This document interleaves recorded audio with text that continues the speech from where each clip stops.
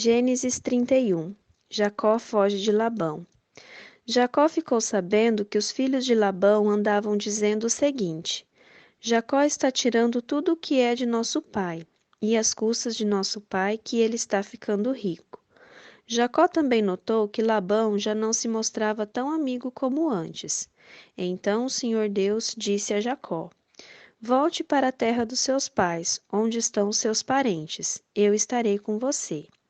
Aí Jacó mandou chamar Raquel e Leia para que viessem ao campo onde ele estava com as suas ovelhas e cabras. Quando chegaram, ele disse: Tenho reparado que o pai de vocês já não se mostra tão meu amigo como antes, mas o Deus do meu pai tem estado comigo. Vocês sabem muito bem que tenho me esforçado muito trabalhando para o pai de vocês, mas ele me tem enganado e já mudou o meu salário umas 10 vezes. Porém, Deus não deixou que ele me prejudicasse. Quando ele dizia: Os cabritos com manchas serão o seu salário, aí as fêmeas tinham crias manchadas. E quando ele dizia: Os cabritos listados serão o seu salário, aí as crias saíam todas listadas. Foi assim que Deus tirou os rebanhos do pai de vocês e os deu a mim. Um dia, quando os animais estavam no tempo do cruzamento, eu tive um sonho. Eu vi que os bodes que cobriam as fêmeas eram listados, malhados e manchados. O anjo de Deus me chamou pelo nome e eu respondi: Aqui estou. Então ele continuou: Veja, todos os bodes que estão cruzando são listados, malhados e manchados. Eu estou fazendo com que isso aconteça porque tenho visto o que Labão está fazendo com você. Eu sou o Deus que apareceu a você em Betel, onde você me dedicou uma pedra, derramando azeite sobre ela, e onde você me fez uma promessa. Agora prepare-se. Saia desta terra e volte para a terra onde você nasceu. Então Raquel e Leia responderam: Não sobrou nada para herdarmos do nosso pai. Ele nos trata como se fôssemos estrangeiras. Ele até nos vendeu e depois gastou todo o dinheiro que recebeu como pagamento. Toda a riqueza que Deus tirou do nosso pai é nossa e dos nossos filhos. Portanto, faça tudo o que Deus mandou. Jacó se preparou para voltar a Canaã, onde morava Isaque, o seu pai. Fez com que os seus filhos e suas mulheres montassem os camelos, ajuntou tudo o que tinha e partiu, levando todos os animais que havia conseguido com seu trabalho na Mesopotâmia. Labão, o pai de Raquel, havia ido para outro lugar a fim de cortar a lã das suas ovelhas. E enquanto ele estava fora, Raquel roubou as imagens dos deuses da casa dele. Foi assim que Jacó, sem avisar que ia embora, enganou Labão, o arameu, fugindo com tudo o que tinha. Atravessou o rio Eufrates e foi na direção da Mesopotâmia de Gileade. Labão vai atrás de Jacó. 3 dias depois, Labão ficou sabendo que a Jacó havia fugido. Ele reuniu seus parentes e foi atrás de Jacó. 7 dias depois, Labão alcançou Jacó na região montanhosa de Gileade. Naquela noite, Deus apareceu num sonho a Labão, o arameu, e disse: Cuidado, não faça nada a Jacó. Labão alcançou Jacó na região montanhosa de Gileade, onde ele estava acampado. E Labão e os seus parentes acamparam no mesmo lugar. Aí Labão disse a Jacó: Por que foi que você me enganou, levando as minhas filhas como se fossem prisioneiras de guerra? Por que você me enganou fugindo desse jeito, sem me dizer nada? Se você tivesse falado comigo, eu teria preparado uma festa alegre de despedida, com canções acompanhadas de pandeiro e de liras. Você nem me deixou beijar os meus netos e minhas filhas. O que você fez foi coisa de gente sem juízo. Eu poderia ter feito muito mal a vocês, mas na noite passada, o Deus do seu pai me disse assim: Cuidado, não faça nada a Jacó.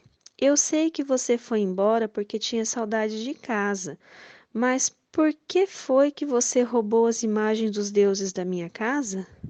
Jacó respondeu: Eu fiquei com medo, pois pensei que o Senhor ia me tirar as suas filhas à força. Mas, se o Senhor achar as suas imagens com alguém aqui, essa pessoa será morta. Os nossos parentes são testemunhas. Se o Senhor encontrar aqui qualquer coisa que seja sua, pode levar. Acontece que Jacó não sabia que Raquel havia roubado as imagens. Labão entrou na barraca de Jacó, depois na de Leia e depois das duas escravas. Porém, não encontrou as suas imagens. Então foi para a barraca de Raquel.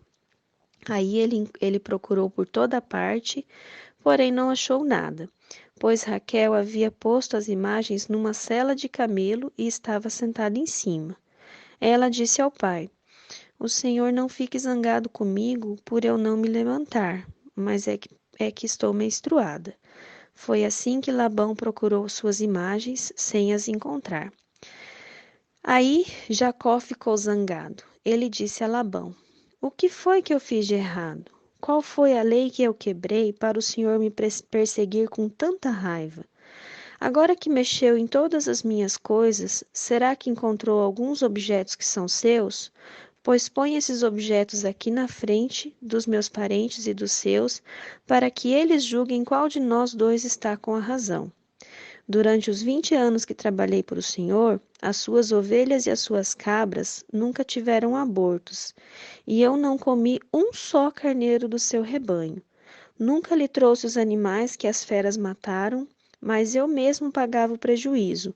O Senhor me cobrava qualquer animal que fosse roubado de dia ou de noite. A minha vida era assim: de dia o calor me castigava e de noite eu morria de frio. E quantas noites eu passei sem dormir? Fiquei 20 anos na sua casa.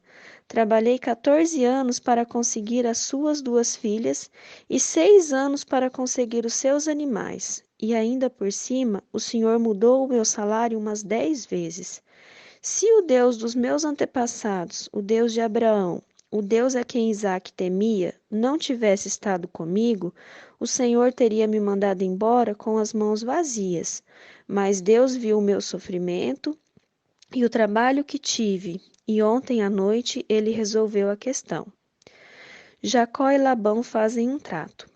Labão respondeu a Jacó assim: Estas filhas são minhas, os netos são meus, estes animais são meus, e tudo que você está vendo é meu.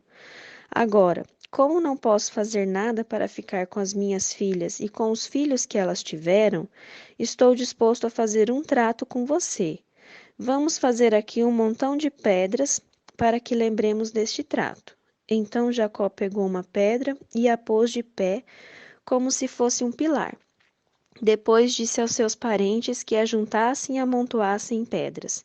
Eles fizeram um montão de pedras e depois tomaram uma refeição ali do lado dele. Labão pôs naquele lugar o nome de Jegar-Saduta, e Jacó o chamou de Galeede. Depois Labão disse: Esse montão de pedras servirá para que nós dois lembremos deste trato. Foi por isso que aquele lugar recebeu o nome de Galeede. E também teve o nome de Mispa, porque Labão disse: Que o Senhor Deus fique nos vigiando quando estivermos separados um do outro. Se você maltratar as minhas filhas, ou se você casar com outras mulheres, mesmo que eu não saiba o que está acontecendo, lembre-se que Deus está nos vigiando. Aqui estão as pedras e o pilar que coloquei entre nós dois. O montão de pedras e o pilar são para lembrarmos deste trato. Eu nunca passarei para lá deste pilar para atacá-lo, e você não passará para cá deste montão de pedras e deste pilar para me atacar. O Deus de Abraão e o Deus de Naor, esse será o juiz entre nós. Então Jacó fez um juramento em nome do Deus a quem Isaque, o seu pai, temia. Ele ofereceu um animal em sacrifício ali na montanha e convidou seus parentes para uma refeição. Naquela noite, eles comeram e dormiram ali na montanha. Na manhã seguinte, Labão se levantou bem cedo, beijou suas filhas e seus netos e os abençoou, e depois foi embora, voltando para sua terra.